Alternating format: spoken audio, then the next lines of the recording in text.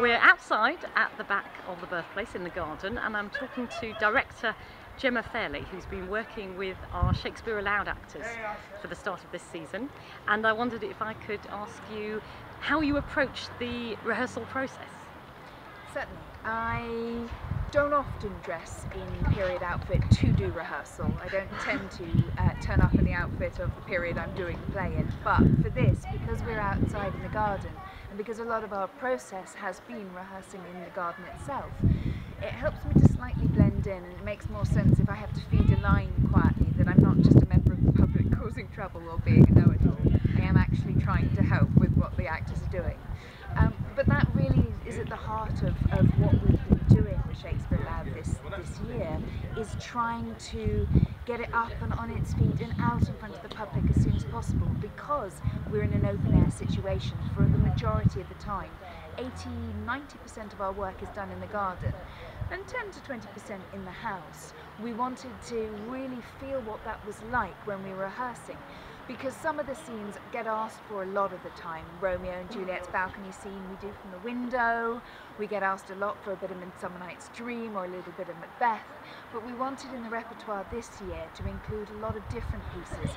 So there's some Henry IV Part 1, there's Richard III, there's a little bit of Julius Caesar in there, because I felt that it was important to have a full range of things. And ideally, whenever somebody asks for anything from the repertoire, we can do that or something similar. So if they ask for one of the histories that we don't have down, we can hopefully give them the history before or the history play after. So that was really important, that we got up and out in the garden as soon as possible to rehearse. And this weekend is our final weekend, so we have all been up and out and rehearsing in front of the public. And yes, stuff goes wrong. But the thing is, what this process is about, and what was really exciting to me coming to it as a director, is that it is completely actor driven, and it's the actors and it's the lines. They have nothing to hide behind.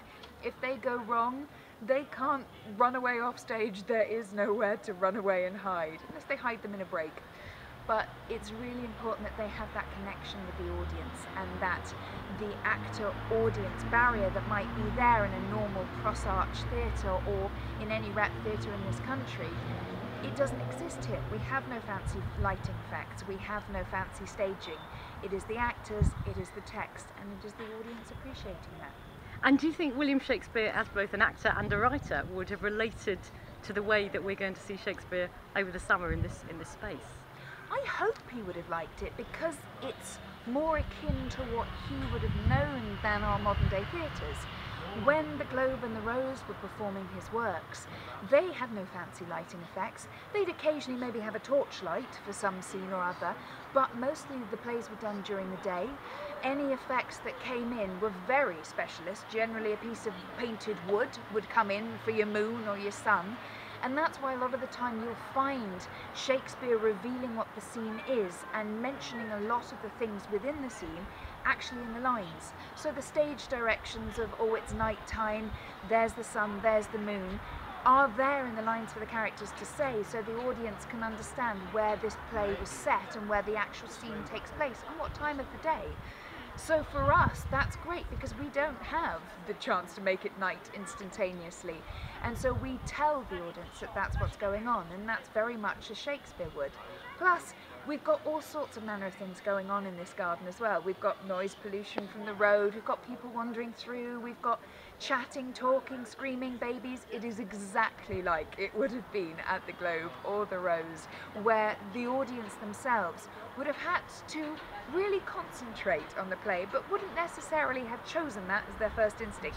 They've got stuff to buy at the theatre, they've got people to see. The nobles would have been sat on the stage showing off their best finery as close to the action as possible so people could see that they were there.